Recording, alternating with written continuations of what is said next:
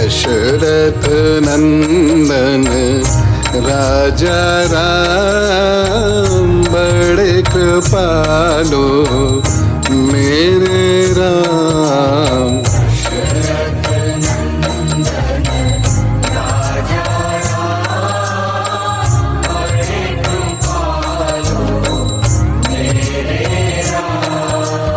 दशरथ नंदन राजा राम बड़े कृपालु मेरे राम।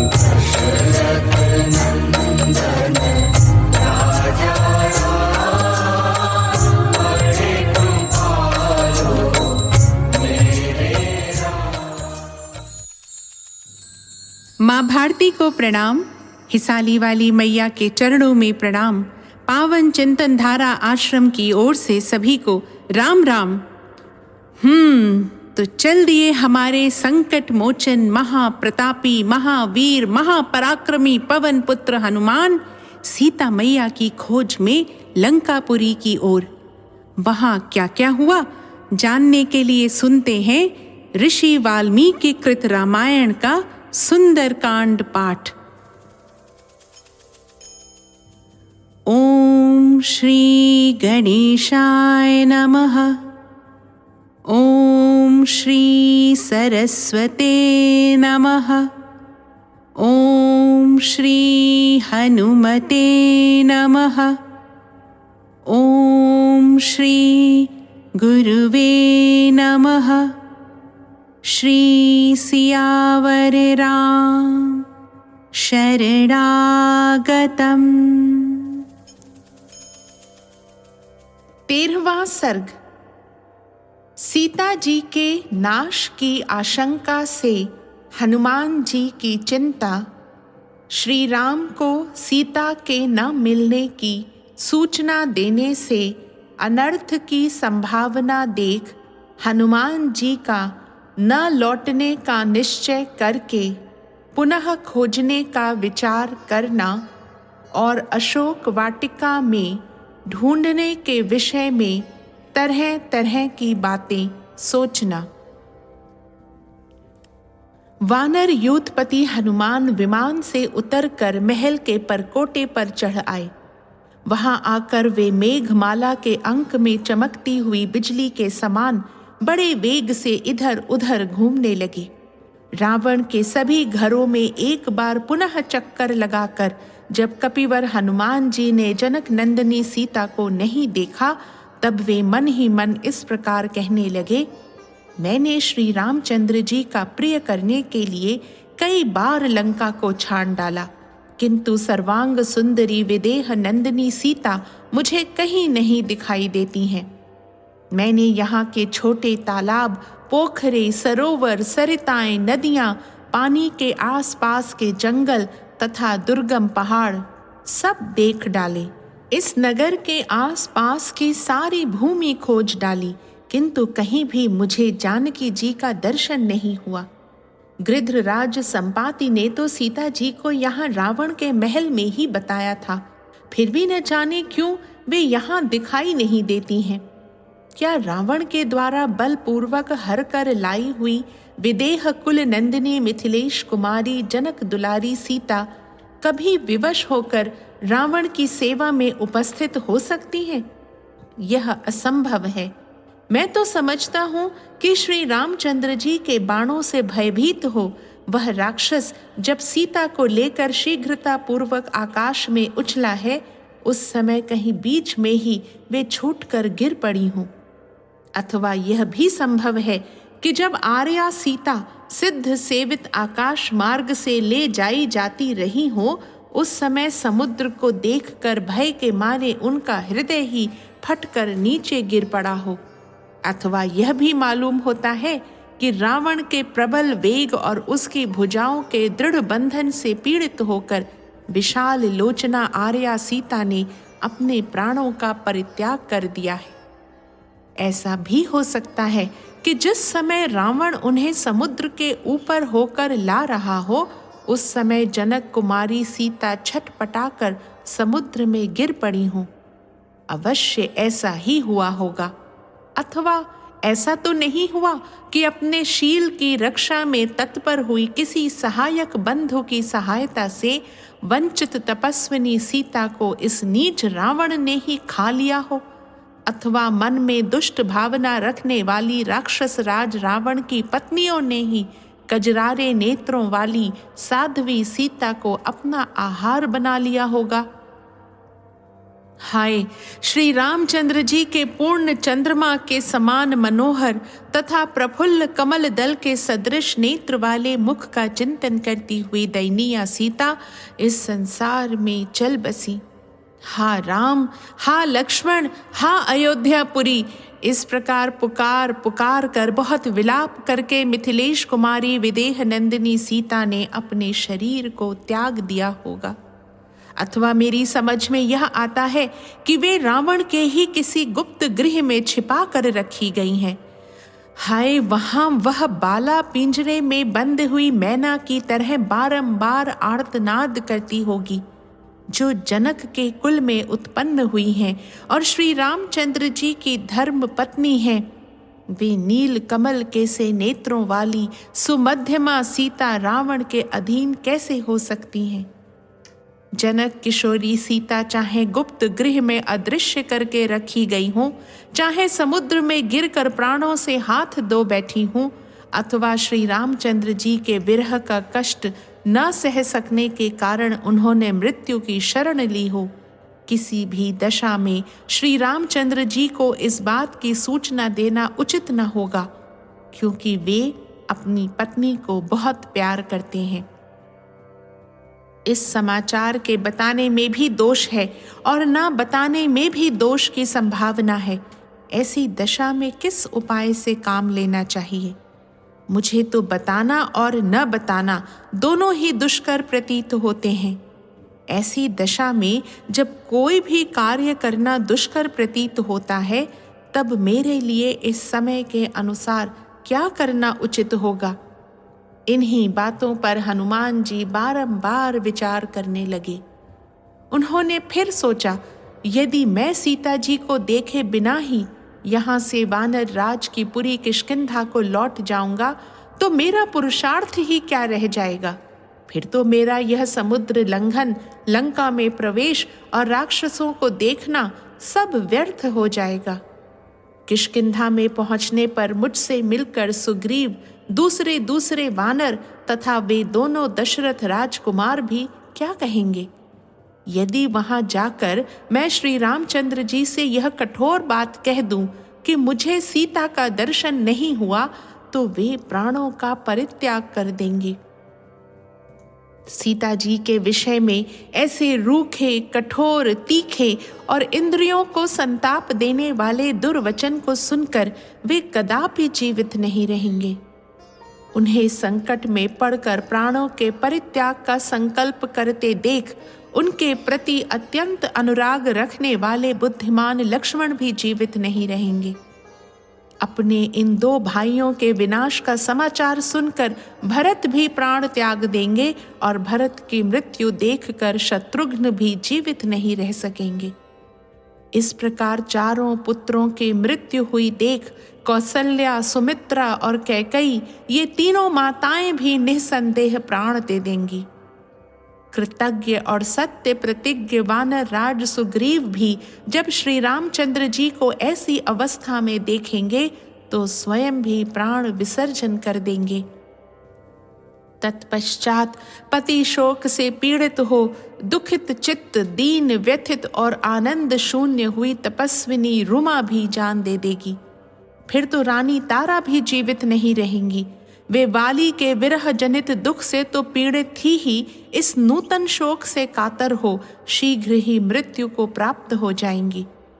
माता पिता के विनाश और सुग्रीव के मरण जनित संकट से पीड़ित हो कुमार अंगद भी अपने प्राणों का परित्याग कर देंगे। तदनंतर स्वामी के दुख से पीड़ित हुए सारे वानर अपने हाथों और मुक्कों से सिर पीटने लगेंगे। यशस्वी वानर राज ने सांत्वनापूर्ण वचनों और दान मान से जिनका लालन पालन किया था, वे वानर अपने प्राणों का परित्याग कर देंगे। ऐसी अवस्था में शेष वानर वनों, पर्वतों और गुफाओं में एकत्र होकर फिर कभी क्रीड़ा विहार का आनंद नहीं लेंगे।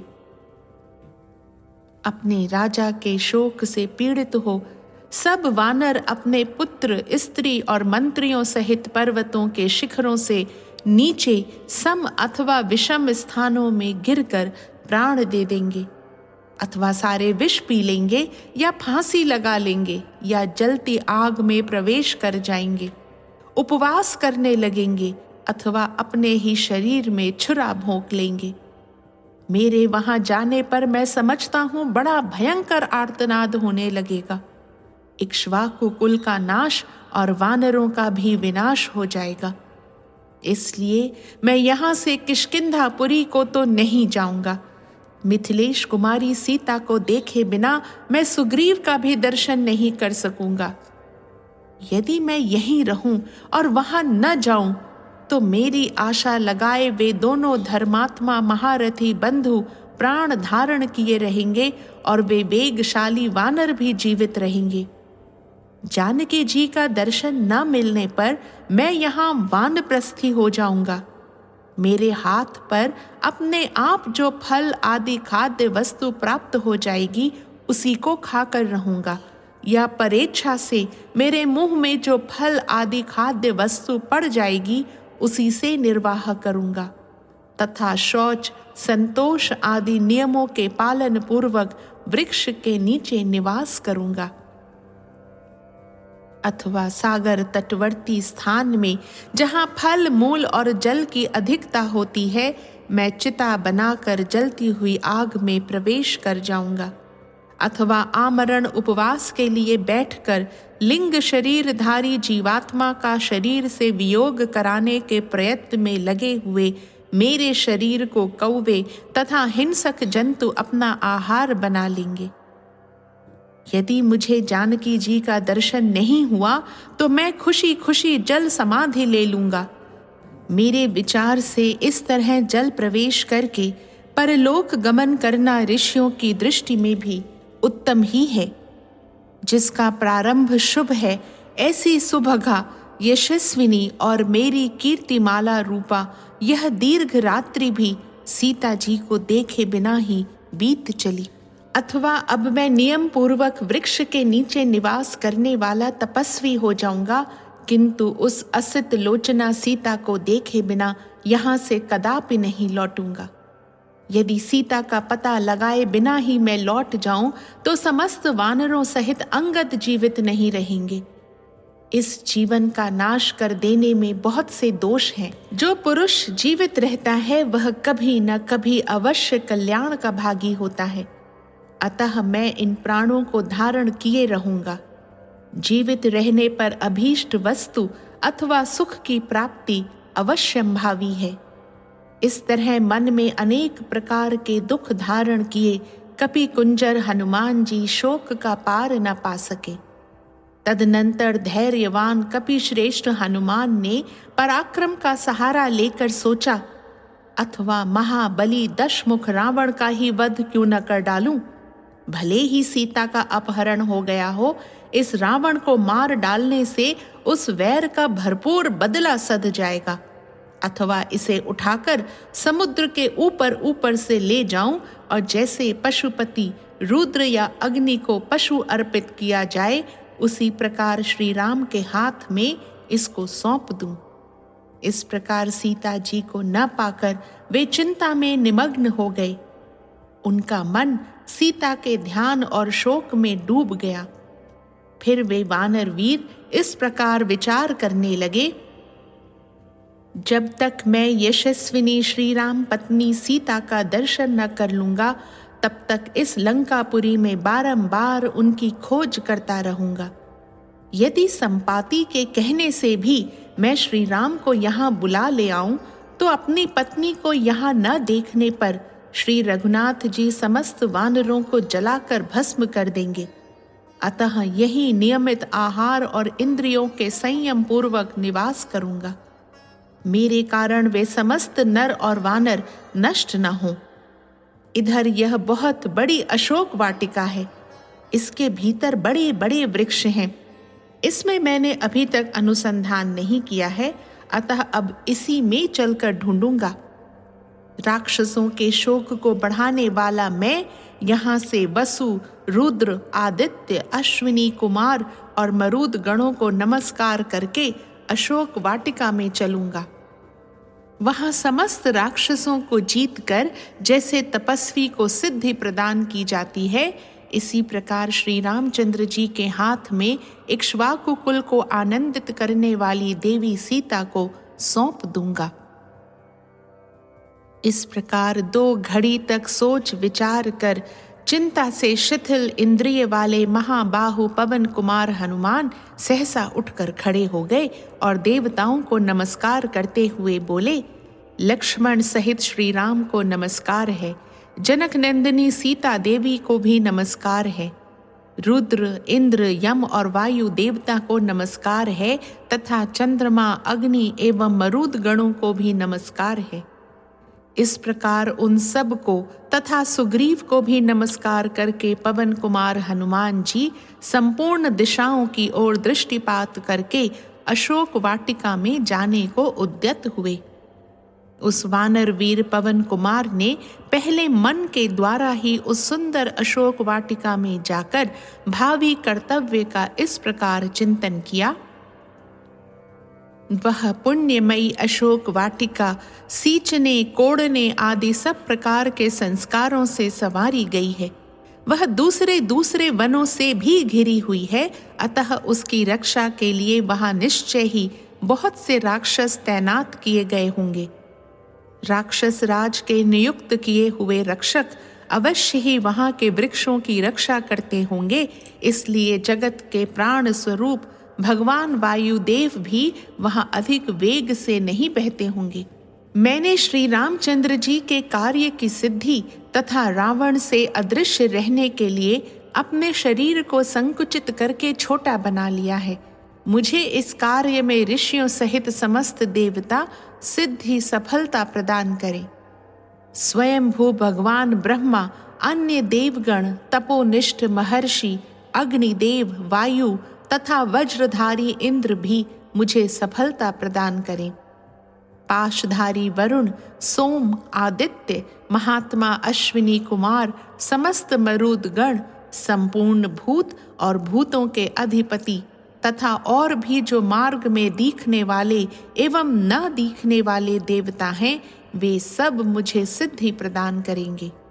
जिसकी नाक ऊंची और दांत सफेद हैं, जिसमें चेचक आदि के दाग नहीं हैं, जहाँ पवित्र मुस्कान की छटा छाई रहती है, जिसके नेत्र प्रफुल्ल कमल दल के समान सुशोभित होते हैं तथा जो निष्कलंक कलाधर के तुल्य कमनीय कांति से युक्त है, वह आर्या सीता का मुख मुझे कब दिखाई देगा।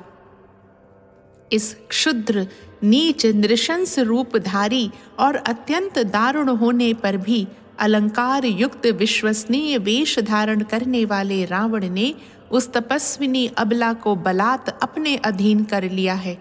अब किस प्रकार वह मेरे दृष्टिपथ में आ सकती है। इस प्रकार श्री वाल्मीकि निर्मित आर्ष रामायण आदि काव्य के सुंदर कांड में 13वां सर्ग पूरा हुआ। निश्चय प्रेम प्रतीति ते, विनय करे सन्मान, तेहि के कारज सकल शुभ, सिद्ध करे हनुमान। 14वां सर्ग। हनुमान जी का अशोक वाटिका में प्रवेश करके उसकी शोभा देखना तथा एक अशोक वृक्ष पर छिपे रहकर वहीं से सीता का अनुसंधान करना। महातेजस्वी हनुमान जी एक मुहूर्त तक इसी प्रकार विचार करते रहे। तत्पश्चात मन ही मन सीता जी का ध्यान करके वे रावण के महल से कूद पड़े और अशोक वाटिका की चहार दीवारी पर चढ़ गए। उस चहार दीवारी पर बैठे हुए महाकपि हनुमान जी के सारे अंगों में हर्ष जनित रोमांच हो आया। उन्होंने वसंत के आरंभ में वहां नाना प्रकार के वृक्ष देखे, जिनकी डालियों के अग्रभाग फूलों के भार से लदे थे। वहां साल, अशोक, निम्ब और चंपा के वृक्ष खूब खिले हुए थे। बहुवार, नाग केसर और बंदर के मुंह की भांति लाल फल देने वाले आम भी पुष्प एवं मंजरियों से सुशोभित हो रहे थे। अमराइयों से युक्त वे सभी वृक्ष शत शत लताओं से आवेष्टित थे। हनुमान जी प्रत्यंचा से छूटे हुए बाण के समान उछले और उन वृक्षों की वाटिका में जा पहुंचे। वह विचित्र वाटिका सोने और चांदी के समान वर्ण वाले वृक्षों द्वारा सब ओर से घिरी हुई थी। उसमें नाना प्रकार के पक्षी कलरव कर रहे थे, जिससे वह सारी वाटिका गूंज रही थी। उसके भीतर प्रवेश करके बलवान हनुमान जी ने उसका निरीक्षण किया। भांति भांति के विहंगमों और मृग समूहों से उसकी विचित्र शोभा हो रही थी। वह विचित्र काननों से अलंकृत थी और नवोदित सूर्य के समान अरुण रंग की दिखाई देती थी। फूलों और फलों से लदे हुए नाना प्रकार के वृक्षों से व्याप्त हुई उस अशोक वाटिका का मतवाले कोकिल और भ्रमर सेवन करते थे। वह वाटिका ऐसी थी जहां जाने से हर समय लोगों के मन में प्रसन्नता होती थी। मृग और पक्षी मदमत्त हो उठते थे। मतवाले मोरों का कलनाद वहां निरंतर गूंजता रहता था और नाना प्रकार के पक्षी वहां निवास करते थे। उस वाटिका में सती साध्वी सुंदरी राजकुमारी सीता की खोज करते हुए वानर वीर हनुमान ने घोंसलों में सुखपूर्वक सोए हुए पक्षियों को जगा दिया। उड़ते हुए विहंगमों के पंखों की हवा लगने से वहां के वृक्ष अनेक प्रकार के रंग बिरंगे फूलों की वर्षा करने लगी। उस समय पवन कुमार हनुमान जी उन फूलों से आच्छादित होकर ऐसी शोभा पाने लगे, मानो उस अशोक वन में कोई फूलों का बना हुआ पहाड़ शोभा पा रहा हो। संपूर्ण दिशाओं में दौड़ते और वृक्ष समूहों में घूमते हुए कपिवर हनुमान जी को देखकर समस्त प्राणी एवं राक्षस ऐसा मानने लगे कि साक्षात ऋतुराज वसंत ही यहाँ वानर वेश में विचर रहा है। वृक्षों से झड़कर गिरे हुए भांति भांति के फूलों से आच्छादित हुई वहां की भूमि फूलों के श्रृंगार से विभूषित हुई युवती स्त्री के समान शोभा पाने लगी। उस समय उन वेगशाली वानर वीर के द्वारा वेग पूर्वक बारंबार हिलाए हुए वे वृक्ष विचित्र पुष्पों की वर्षा कर रहे थे। इस प्रकार डालियों के पत्ते झड़ जाने तथा फल फूल और पल्लवों के टूटकर बिखर जाने से नंग धड़ंग दिखाई देने वाले वे वृक्ष उन हारे हुए जुआरियों के समान जान पड़ते थे, जिन्होंने अपने गहने और कपड़े भी दांव पर रख दिए हों। वेगशाली हनुमान जी के हिलाए हुए वे फलशाली श्रेष्ठ वृक्ष तुरंत ही अपने फल फूल और पत्तों का परित्याग कर देते थे। पवन पुत्र हनुमान द्वारा कंपित किए गए वे वृक्ष फल फूल आदि के न होने से केवल डालियों के आश्रय बने हुए थे। पक्षियों के समुदाय भी उन्हें छोड़कर चल दिए थे। उस अवस्था में वे सब के सब प्राणी मात्र के लिए अगम्य असेवनीय हो गए थे। जिसके केश खुल गए हैं, अंग राग मिट गए हैं, सुंदर दंतावली से युक्त अधर सुधा का पान कर लिया गया है तथा जिसके कतिपय अंग नक्षत एवं दंत क्षत से उपलक्षित हो रहे हैं, प्रियतम के उपभोग में आई हुई उस युवती के समान ही उस अशोक वाटिका की भी दशा हो रही थी। हनुमान जी के हाथ पैर और पूंछ से रौंदी जा चुकी थी तथा उसके अच्छे अच्छे वृक्ष टूटकर गिर गए थे, इसलिए वह श्रीहीन हो गई थी। जैसे वायु वर्षा ऋतु में अपने वेग से मेघ समूहों को छिन्न भिन्न कर देती है, उसी प्रकार कपिवर हनुमान ने वहां फैली हुई विशाल लता वल्लरियों के वितान वेग पूर्वक तोड़ डाले। वहां विचरते हुए उन वानर वीर ने पृथक पृथक ऐसी मनोरम भूमियों का दर्शन किया जिनमें मणि, चांदी एवं सोने जड़े गए थे। उस वाटिका में उन्होंने जहां तहां विभिन्न आकारों की बावड़ियां देखी जो उत्तम जल से भरी हुई और मणिमय सोपानों से युक्त थीं। उनके भीतर मोती और मूंगों की बालुकाएं थीं। जल के नीचे की फर्श स्फटिक मणि की बनी हुई थी और उन बावड़ियों के तटों पर तरह तरह के विचित्र सुवर्णमय वृक्ष शोभा दे रहे थे। उनमें खिले हुए कमलों के वन और चक्रवाकों के जोड़े शोभा बढ़ा रहे थे तथा पपीहा, हंस और सारसों के कलनाद गूंज रहे थे। अनेकानेक विशाल तटवर्ती वृक्षों से सुशोभित, अमृत के समान मधुर जल से पूर्ण तथा सुखदायिनी सरिताएं चारों ओर से उन बावड़ियों का सदा संस्कार करती थीं, उन्हें स्वच्छ जल से परिपूर्ण बनाए रखती थीं। उनके तटों पर सैकड़ों प्रकार की लताएं फैली हुई थीं। खिले हुए कल्प वृक्षों ने उन्हें चारों ओर से घेर रखा था। उनके जल नाना प्रकार की झाड़ियों से ढके हुए थे तथा बीच बीच में खिले हुए कनेर के वृक्ष गवाक्ष की सी शोभा पाते थे। फिर वहां कपिश्रेष्ठ हनुमान ने एक मेघ के समान काला और ऊंचे शिखरों वाला पर्वत देखा जिसकी चोटियां बड़ी विचित्र थीं। उसके चारों ओर दूसरे दूसरे भी बहुत से पर्वत शिखर शोभा पाते थे। उसमें बहुत सी पत्थर की गुफाएं थीं और उस पर्वत पर अनेकानेक वृक्ष उगे हुए थे। वह पर्वत संसार भर में बड़ा रमणीय था। कपिवर हनुमान ने उस पर्वत से गिरी हुई एक नदी देखी जो प्रियतम के अंक से उछलकर गिरी हुई प्रियतमा के समान जान पड़ती थी। जिनकी डालियां नीचे झुककर पानी से लग गई थीं, ऐसे तटवर्ती वृक्षों से उस नदी की वैसी ही शोभा हो रही थी मानो प्रियतम से रूठकर अन्यत्र जाती हुई युवती को उसकी प्यारी सखियां उसे आगे बढ़ने से रोक रही हों।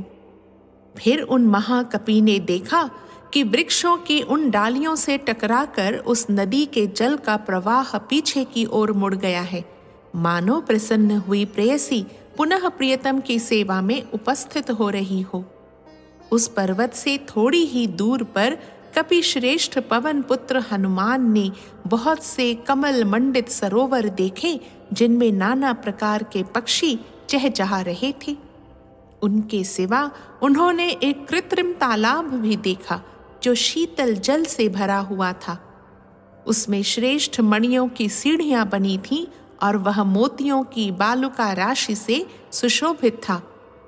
उस अशोक वाटिका में विश्वकर्मा के बनाए हुए बड़े बड़े महल और कृत्रिम कानन सब ओर से उसकी शोभा बढ़ा रहे थे। नाना प्रकार के मृग समूहों से उसकी विचित्र शोभा हो रही थी। उस वाटिका में विचित्र वन उपवन शोभा दे रहे थे। वहां जो कोई भी वृक्ष थे वे सब फल फूल देने वाले थे, छत्र की भांति घनी छाया किए रहते थे। उन सब के नीचे चांदी की और उसके ऊपर सोने की वेदियां बनी हुई थीं। तदनंतर महाकपि हनुमान ने एक सुवर्णमयी शिनशपा अशोक का वृक्ष देखा जो बहुत से लता वितानों और अगणित पत्तों से व्याप्त था। वह वृक्ष भी सब ओर से सुवर्णमयी वेदिकाओं से घिरा था। इसके सिवा उन्होंने और भी बहुत से खुले मैदान, पहाड़ी झरने और अग्नि के समान दीप्तिमान सुवर्णमय वृक्ष देखे।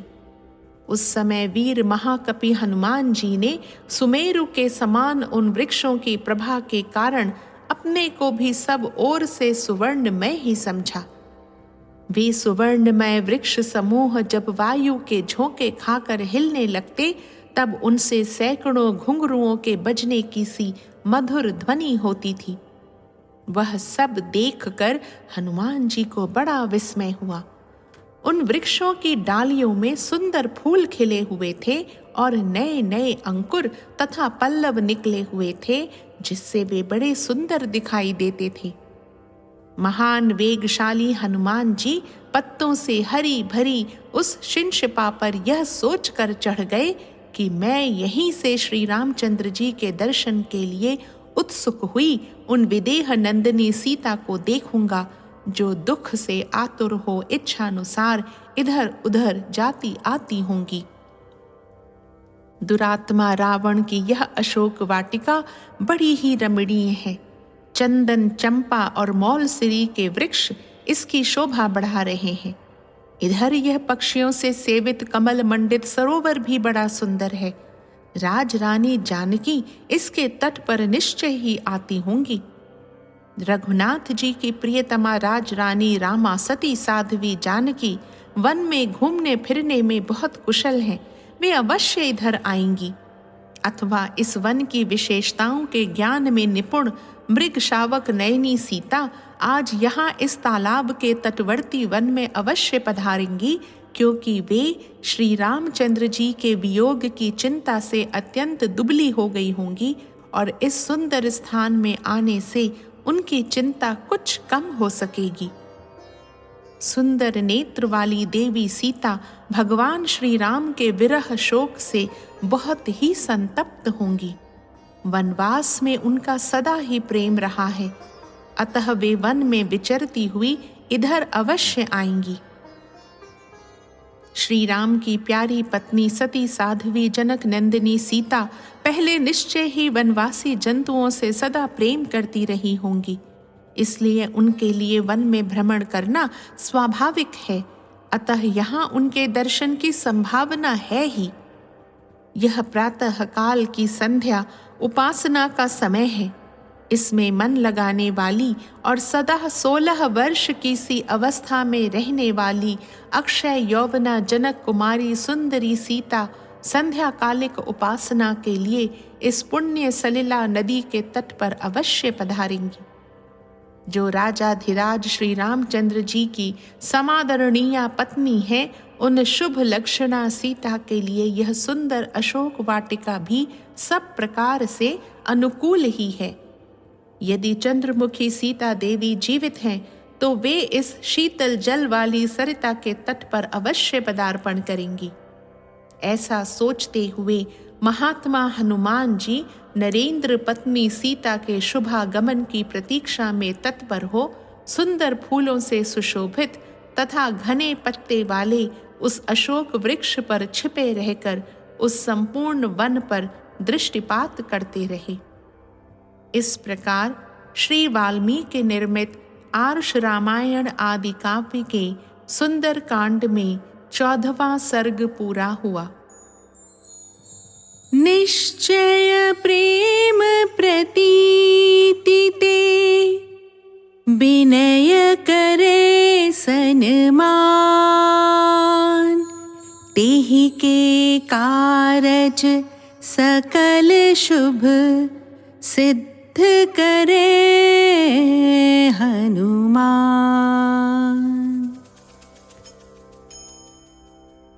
15वां सर्ग। वन की शोभा देखते हुए हनुमान जी का एक चैत्य प्रासाद मंदिर के पास सीता को दयनीय अवस्था में देखना, पहचानना और प्रसन्न होना। उस अशोक वृक्ष पर बैठे बैठे हनुमान जी संपूर्ण वन को देखते और सीता को ढूंढते हुए वहां की सारी भूमि पर दृष्टिपात करने लगे। वह भूमि कल्प वृक्ष की लताओं तथा वृक्षों से सुशोभित थी, दिव्य गंध तथा दिव्य रस से परिपूर्ण थी और सब ओर से सजाई गई थी।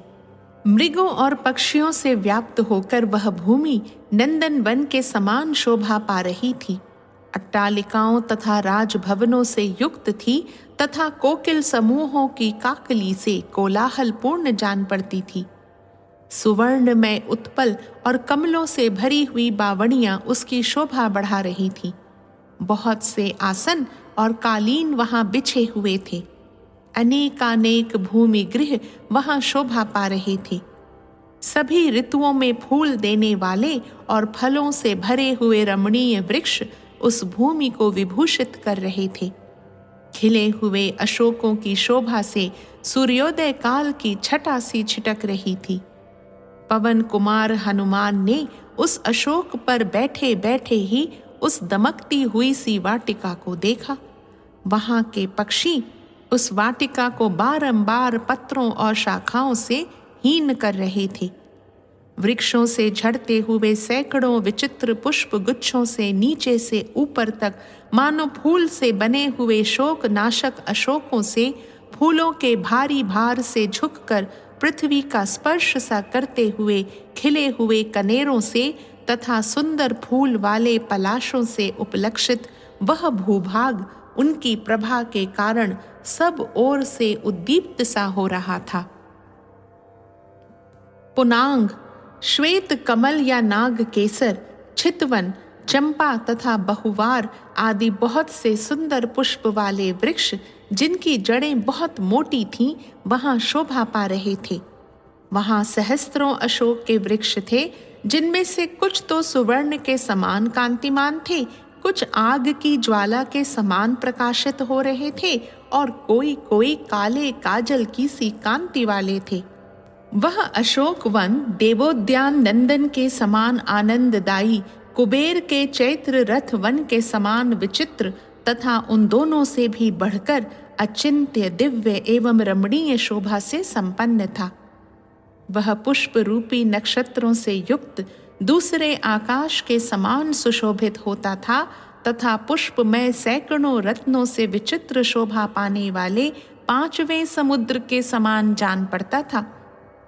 सब ऋतुओं में फूल देने वाले मनोरम गंध युक्त वृक्षों से भरा हुआ तथा भांति भांति के कलरव करने वाले मृगों और पक्षियों से सुशोभित वह उद्यान बड़ा रमणीय प्रतीत होता था। वह अनेक प्रकार की सुगंध का भार वहन करने के कारण पवित्र गंध से युक्त और मनोहर जान पड़ता था। दूसरे गिरिराज गंध मादन के समान उत्तम सुगंध से व्याप्त था। उस अशोक वाटिका में वानर शिरोमणि हनुमान ने थोड़ी ही दूर पर एक गोलाकार ऊंचा मंदिर देखा, जिसके भीतर 1000 खंबे लगे हुए थे। वह मंदिर कैलाश पर्वत के समान श्वेत वर्ण का था। उसमें मूंगे की सीढ़ियां बनी थीं तथा तपाए हुए सोने की वेदियां बनाई गई थीं। वह निर्मल प्रासाद अपनी शोभा से दैदीप्यमान सा हो रहा था। दर्शकों की दृष्टि में चकाचौंध सा पैदा कर देता था और बहुत ऊंचा होने के कारण आकाश में रेखा खींचता सा जान पड़ता था। वह चैत्य प्रासाद मंदिर देखने के अनंतर उनकी दृष्टि वहां एक सुंदरी स्त्री पर पड़ी, जो मलिन वस्त्र धारण किए राक्षसियों से घिरी हुई बैठी थी। वह उपवास करने के कारण अत्यंत दुर्बल और दीन दिखाई देती थी तथा बारंबार सिसक रही थी। शुक्ल पक्ष के आरंभ में चंद्रमा की कला जैसी निर्मल और कृश दिखाई देती है, वैसी ही वह भी दृष्टिगोचर होती थी। धुंधली सी स्मृति के आधार पर कुछ कुछ पहचाने जाने वाले अपने रूप से वह सुंदर प्रभा बिखेर रही थी और धुएं से ढकी हुई अग्नि की ज्वाला के समान जान पड़ती थी। एक ही पीले रंग के पुराने रेशमी वस्त्र से उसका शरीर ढका हुआ था। वह मलिन अलंकार शून्य होने के कारण कमलों से रहित पुष्करणी के समान श्रीहीन दिखाई देती थी। वह तपस्विनी मंगल ग्रह से आक्रांत रोहिणी के समान शोक से पीड़ित, दुख से संतप्त और सर्वथा क्षीर्ण काय हो रही थी। उपवास से दुर्बल हुई उस दुखिया नारी के मुंह पर आंसुओं की धारा बह रही थी। वह शोक और चिंता में मग्न हो दीन दशा में पड़ी हुई थी एवं निरंतर दुख में ही डूबी रहती थी। वह अपने प्रियजनों को तो देख नहीं पाती थी, उसकी दृष्टि के समक्ष सदा राक्षसियों का समूह ही बैठा रहता था। जैसे कोई मृगी अपने यूथ से बिछुड़कर कुत्तों के झुंड से घिर गई हो, वही दशा उसकी भी हो रही थी। काली नागिन के समान कटी से नीचे तक लटकी हुई एकमात्र काली वेणी के द्वारा उपलक्षित होने वाली वह नारी बादलों के हट जाने पर नीली वन श्रेणी से घिरी हुई पृथ्वी के समान प्रतीत होती थी। वह सुख भोगने के योग्य थी, किंतु दुख से संतप्त हो रही थी। इसके पहले उसे संकटों का कोई अनुभव नहीं था। उस विशाल नेत्रों वाली अत्यंत मलिन और क्षीणकाय अबला का अवलोकन करती हुई युक्ति युक्त कारणों द्वारा हनुमान जी ने यह अनुमान किया कि हो न हो यही सीता है। इच्छानुसार रूप धारण करने वाला वह राक्षस जब सीता जी को हर कर ले जा रहा था, उस दिन जिस रूप में उनका दर्शन हुआ था, कल्याणी नारी भी वैसे ही रूप से युक्त दिखाई देती है। देवी सीता का मुख पूर्ण चंद्रमा के समान मनोहर था। उनकी भौवें बड़ी सुंदर थीं। दोनों स्तन मनोहर और गोलाकार थे। वे अपनी अंग कांति से संपूर्ण दिशाओं का अंधकार दूर किए देती थीं। उनके केश काले काले और ओष्ठ बिंब फल के समान लाल थे। कटिभाग बहुत ही सुंदर था। सारे अंग सुडौल और सुगठित थे। कमल नयनी सीता कामदेव की प्रेयसी रति के समान सुंदरी थी। पूर्ण चंद्रमा की प्रभा के समान समस्त जगत के लिए प्रिय थी। उनका शरीर बहुत ही सुंदर था। वे नियम परायणा तापसी के समान भूमि पर बैठी थी। यद्यपि वे स्वभाव से ही भीरु और चिंता के कारण बारंबार लंबी सांस खींचती थीं, तो भी दूसरों के लिए नागिन के समान भयंकर थीं। वे विस्तृत महान शोक जाल से आच्छादित होने के कारण विशेष शोभा नहीं पा रही थीं। धुएं के समूह से मिली हुई अग्निशिखा के समान दिखाई देती थीं। वे संदिग्ध अर्थ वाली स्मृति, भूतल पर गिरी हुई रिद्धि, टूटी हुई श्रद्धा, भग्न हुई आशा, विघ्न युक्त सिद्धि, कलुषित बुद्धि और मिथ्या कलंक से भ्रष्ट हुई कीर्ति के समान जान पड़ती थी। श्री रामचंद्र जी की सेवा में रुकावट पड़ जाने से उनके मन में बड़ी व्यथा हो रही थी। राक्षसों से पीड़ित हुई मृग शावक नयनी अबला सीता असहाय की भांति इधर उधर देख रही थी। उनका मुख प्रसन्न नहीं था। उस पर आंसुओं की धारा बह रही थी और नेत्रों की पलकें काली एवं टेढ़ी दिखाई देती थीं। वे बारंबार लंबी सांस खींचती थीं। उनके शरीर पर मैल जम गई थी। वे दीनता की मूर्ति बनी बैठी थीं तथा श्रृंगार और भूषण धारण करने के योग्य होने पर भी अलंकार शून्य थीं। अतः काले बादलों से ढकी हुई चंद्रमा की प्रभा के समान जान पड़ती थी। अभ्यास न करने से शिथिल विस्मृत हुई विद्या के समान क्षीण हुई सीता को देखकर हनुमान जी की बुद्धि संदेह में पड़ गई। अलंकार तथा स्नान अनुलेपन आदि अंग संस्कार से रहित हुई सीता व्याकरणादि जनित संस्कार से शून्य होने के कारण अर्थांतर को प्राप्त हुई वाणी के समान पहचानी नहीं जा रही थी। हनुमान जी ने बड़े कष्ट से उन्हें पहचाना। उन विशाल लोचना सती साध्वी राजकुमारी को देखकर उन्होंने कारणों युक्तियों द्वारा उपपादन करते हुए मन में निश्चय किया कि यही सीता है। उन दिनों श्री रामचंद्र जी ने विदेह कुमारी के अंगों में जिन जिन आभूषणों के होने की चर्चा की थी, वे ही आभूषण समूह इस समय उनके अंगों की शोभा बढ़ा रहे थे। हनुमान जी ने इस बात की ओर लक्ष्य किया। सुंदर बने हुए कुंडल और कुत्ते के दांतों की सी आकृति वाले त्रिकर्ण नामधारी कर्ण फूल कानों में सुंदर ढंग से सुप्रतिष्ठित एवं सुशोभित थे। हाथों में कंगन आदि आभूषण थे, जिनमें मणि और मूंगे जड़े हुए थे। यद्यपि बहुत दिनों से पहने गए होने के कारण वे कुछ काले पड़ गए थे, तथापि उनके आकार प्रकार वैसे ही थे। हनुमान जी ने सोचा, श्री रामचंद्र जी ने जिनकी चर्चा की थी, मेरी समझ में ये वे ही आभूषण हैं। सीता जी ने जो आभूषण वहां गिरा दिए थे, उनको मैं इनके अंगों में नहीं देख रहा हूँ। इनके जो आभूषण मार्ग में गिराए नहीं गए थे वे ही ये दिखाई देते हैं, इसमें संशय नहीं है। उस समय वानरों ने पर्वत पर गिराए हुए सुवर्ण पत्र के समान जो सुंदर पीला वस्त्र और पृथ्वी पर पड़े हुए उत्तमोत्तम बहुमूल्य एवं बजने वाले आभूषण देखे थे, वे इन्हीं के गिराए हुए थे। यह वस्त्र बहुत दिनों से पहने जाने के कारण यद्यपि बहुत पुराना हो गया है, तथापि इसका पीला रंग अभी तक उतरा नहीं है। यह भी वैसा ही कांतिमान है जैसा वह दूसरा वस्त्र था। ये सुवर्ण के समान गौर अंग वाली श्री रामचंद्र जी की प्यारी महारानी है, जो अदृश्य हो जाने पर भी उनके मन से विलग नहीं हुई है। ये वे ही सीता हैं जिनके लिए श्री रामचंद्र जी इस जगत में करुणा, दया, शोक और प्रेम इन 4 कारणों से संतप्त होते रहते हैं। एक स्त्री खो गई, यह सोचकर उनके हृदय में करुणा भर आती है। वह हमारे आश्रित थी, यह सोचकर वे दया से द्रवित हो उठते हैं। मेरी पत्नी ही मुझसे बिछुड़ गई, इसका विचार करके वे शोक से व्याकुल हो उठते हैं, तथा मेरी प्रियतमा मेरे पास नहीं रही, ऐसी भावना करके उनके हृदय में प्रेम की वेदना होने लगती है।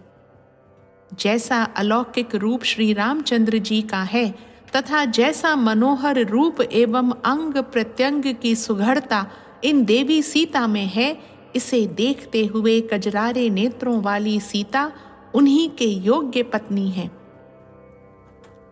इन देवी का मन श्री रघुनाथ जी में और श्री रघुनाथ जी का मन इनमें लगा हुआ है, इसीलिए ये तथा धर्मात्मा श्री राम जीवित हैं। इनके मुहूर्त मात्र जीवन में भी यही कारण है। इनके बिछुड़ जाने पर भी भगवान श्री राम जो अपने शरीर को धारण करते हैं, शोक से शिथिल नहीं हो जाते हैं। यह उन्होंने अत्यंत दुष्कर कार्य किया है।